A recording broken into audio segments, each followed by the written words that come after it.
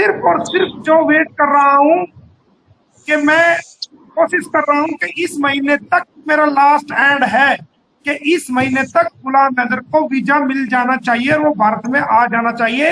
ये मेरी डेडलाइन मैंने खींच दी है कि अक्टूबर के महीने तक, लास्ट अक्टूबर तक, अगर दिवाली तक अगर उसको वीजा नहीं मिलता है तो नवंबर में मोमिन मलिक पाकिस्तान जाएगा और गुलाम हैदर को भारत में लेके आएगा कानूनी लड़ाई लड़ने के लिए, इंसानियत की लड़ाई लड़ने के लिए।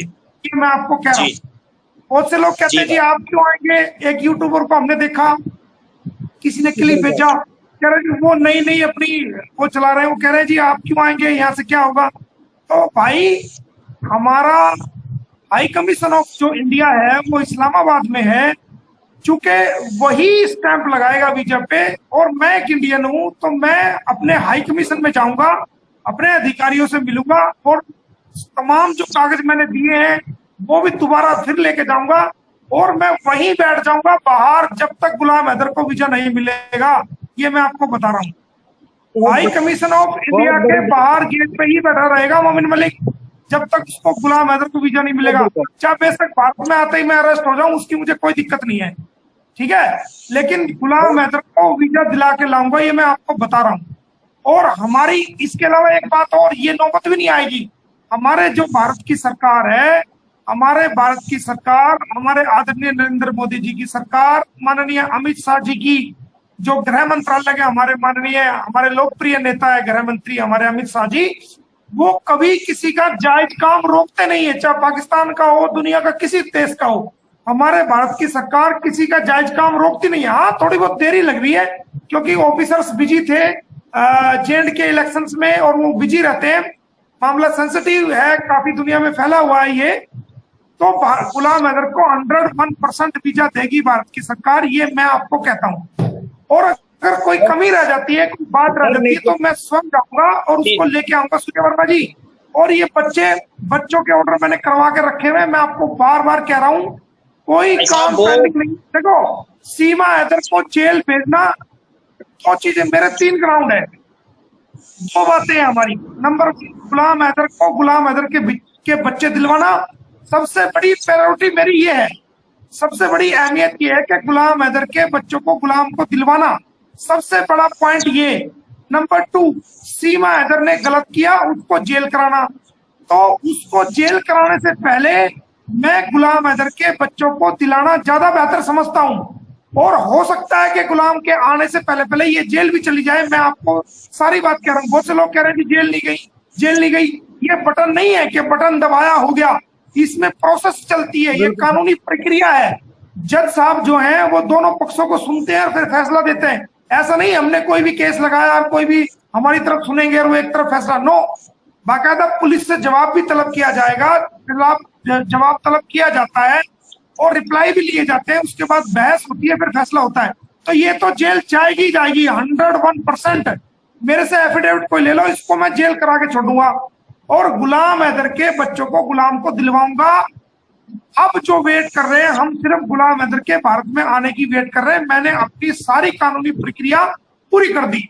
अब बहुत से लोग कहते हैं जी 6 केस डिस्पोज हो गया, ये केस डिस्पोज हो गया। ऐसा नहीं है। वकील के दिमाग को सिर्फ वही वकील समझता है जो उस केस को लड़ रहा है। कई केस हमें ऐसे भी डालने पड़ते हैं जो हमें, क्योंकि गुलाम हैदर के पास भारत में कोई सबूत नहीं है।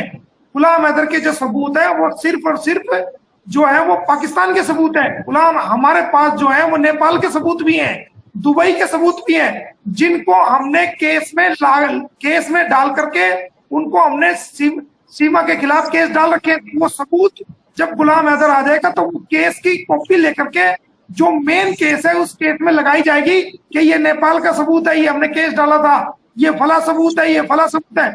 तो वो जो इतने केस हमने डाले हैं वो उसमें बहुत सारे केसेस तो ऐसे हैं जो गुलाम के लिए हमने सबूत, उसके केस को मजबूत करने के लिए सबूत के रूप में डाले हैं ताकि वो सबूत रहे हमारे पास। तो जिस मामलों में रिपोर्ट आई है जिसने पुलिस से मांगी गई थी वो मामले जो है डिस्पोज ऑफ हुए हैं। जैसे हमने फरीदाबाद में लगाया था एक केस, अभी भी चल रहा है पोस्को का। तो पोस्को का केस लगाने से पहले पुलिस का वक्तव्य, पुलिस का स्टेटमेंट लेना जरूरी था तो हमने पुलिस के खिलाफ केस डाला, तो पुलिस ने अपना स्टेटमेंट दिया, वो स्टेटमेंट हमने उसको केस में लगाया, यानी इधर से डॉक्यूमेंट लिया तो उधर लगाया।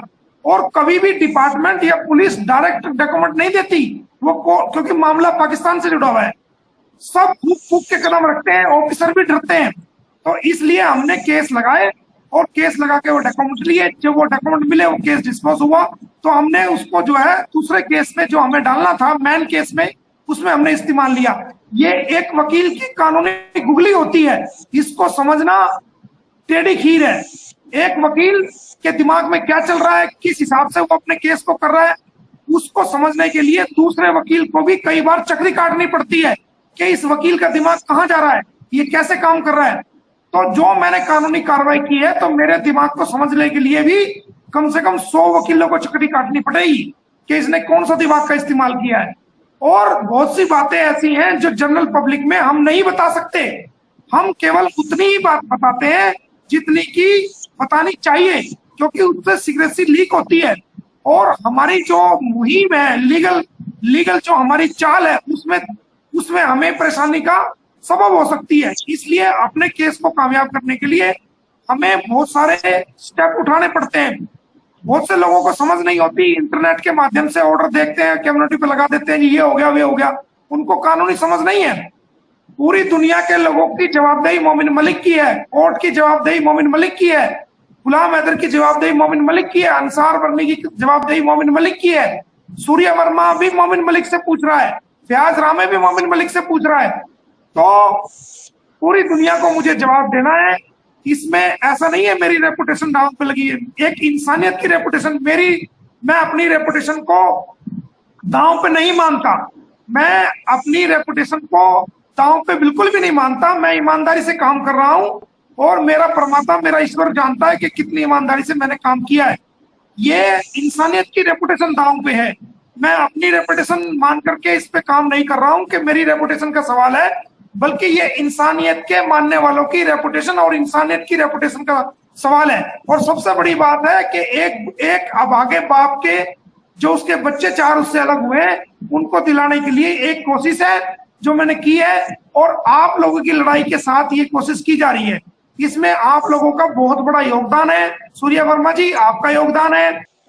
देखो क्या होता है, मैं आपको पूरा प्रोसेस बात जो है ना गुलाम हैदर केस के लिए, मैं आपको अभी जो प्रोसेस समझाता हूँ, जो कि क्योंकि मैं कई बार गया भी हूँ और बहुत सारे लोगों को मैं वहां से लेके आया भी हूँ और बुलाया भी है मैंने बात से, तो मुझे तजुर्बा है काफी अच्छा। और आज का नहीं, ये काफी पुराना तजुर्बा है, लगभग 17-18 सालों का तजुर्बा है जब से मैं आना जाना रहा है। मैं आपको बात बताता हूँ कि जैसे भारत और पाकिस्तान के बीच में रिलेशंस हैं, उन रिलेशंस का जो असर है वो दोनों देशों के वीजा मांगने वाले लोगों पर पड़ता है। अगर भारत और पाकिस्तान के अच्छे रिलेशन हैं, तो जो लोग भारत से पाकिस्तान में जाना चाहते हैं, या जो लोग पाकिस्तान से भारत में आना चाहते हैं, वो लोग अपने अपने वीजे अप्लाई करते हैं। भारत की एम्बेसी पाकिस्तान में मौजूद है, इस्लामाबाद में, जो हमारा भारतीय उच्चायोग है। इसी प्रकार पाकिस्तान की एम्बेसी हमारे भारत में है, जो कि पाकिस्तान का उच्चायोग है, एम्बेसी ऑफ पाकिस्तान नई दिल्ली में स्थित है। तो जो लोग पाकिस्तान जाना चाहते हैं, तो उनको वीजा जो मिलेगा, जो पाकिस्तान की एम्बेसी भारत में है वहां से मिलेगा। और जो लोग पाकिस्तान के भारत में आना चाहते हैं, जो हमारे भारत की एम्बेसी इस्लामाबाद में है, उनको वीजा वहां से मिलेगा। मतलब एक दूसरे के ऑफिस एक दूसरे देशों में हैं, ऐसा कुछ है। वीजा जो है वो क्लियरेंस के लिए वेरिफिकेशन में डाल दिया जाता है। क्लियरेंस में जितने भी पाकिस्तानी जो हैं वो वीजा अप्लाई करते हैं, क्योंकि भारत में कई बार ऐसे बड़े बड़े मामले दोनों देशों के बीच में हुए हैं। बहुत सारे बम ब्लास्ट भी हुए हैं, मुंबई अटैक भी हुआ है, और पंजाब में हमारे एयरफोर्स पे भी वहां पर कई बार वारदात हुई है। तो जो वारदात भारत में हुई है, उन कारण की वजह से वीजा जैसे जैसे वारदात होती है, तो वीजा में सख्ती होती चली जाती है। समझ रहे हैं मेरी बात? तो पहले नॉर्मल प्रोसेस था, पहले नॉर्मली वीजा अप्लाई करते थे, एक एफिडेविट यहाँ से जो स्पॉन्सर था एफिडेविट देता था और उसमें फोटो लगा देता था, एफिडेविट के बिहाफ पे ही वो वीजा सैंक्शन हो जाता था। लेकिन अब बड़ी गहराई के साथ पहले भारत की जो सुरक्षा एजेंसी है वो उसको क्लियर करती हैं, आई इंटेलिजेंस है, सीआईडी है, वो पहले वेरिफिकेशन के लिए दिल्ली की जो गवर्नमेंट है कि भाई ये व्यक्ति यहाँ वीजा के लिए आना चाहता है, इसमें बताओ इसका कोई कहीं पे गलत लिंक तो नहीं है, और ये तो वो सारी वेरिफिकेशन इंटरनल रूप पे होती है। ये सरकार को, जो दिल्ली की सरकार है, मिनिस्ट्री ऑफ होम, मैंने आपको बताया था पिछली लाइव में, वो मैंने काफी टाइम पहले उनको वीजा के लिए लिख दिया था। अब वो वेरिफिकेशन जो है वो चल रही है और उसमें मुझे फोन वगैरह भी कई जगह से आए हैं, वो क्लियरेंस मैंने अपनी तरफ से कर दी है। तो जैसे ही दिल्ली से एक मेल आएगा उसकी मेल की कॉपी मुझे भी मिलेगी और मेल की कॉपी जो हमारा हाई कमीशन ऑफ इंडिया है इस्लामाबाद में उसको मेल जाएगा। तो जैसे ही वो क्लियरेंस होगा उसी टाइम गुलाम हैदर को फोन जाएगा कि आ जाओ और अपना वीजा तुम्हारा रेडी है, तुम आकर के अपना वीजा ले जाओ। तो ये अंडर प्रोसेस है। हमने रिमाइंडर्स भी 3 रिमाइंडर में भेज चुका हूं और कोर्ट के ऑर्डर्स भी हमने भेजे हैं, और जो उसके अलावा जो जो डॉक्यूमेंट भी सरकार ने मांगे थे वो सारे डॉक्यूमेंट भी हमने कंप्लीट करके कभी के उनको लगा दिया है और उनको मेल द्वारा भी भेज दिया। तो ये चूंकि ये मामला भी हाईलाइट मामला है, और दूसरी बात जो हमारे खिलाफ लोग हैं उन्होंने भी उल्टी सीधी दरखास्तें वहां दी हुई है, तो इस वजह से इसमें देरी लग रही है कि उनकी दरखास्तों को झूठा साबित किया है हमने। जो उन्होंने दरखास्त दी थी ये ना किया जाए, तो उनकी तरफ भी, उन दरखास्तों की तरफ भी वेरिफिकेशन कराई गई है कि जो एलिगेशंस लगाए गए हैं क्या वो ठीक है या गलत है। तो उनके एलिगेशंस भी हमने झूठे साबित किए हैं, जो जो डॉक्यूमेंट हमसे मांगे गए थे, और वो पूरी जांच में जो एलिगेशंस लगाए गए थे सीमा और उसके भैया और उन लोगों की तरफ से वीजा के सिलसिले में, वो बड़े बड़े इल्जाम लगाए गए थे। तो वो इल्जाम भी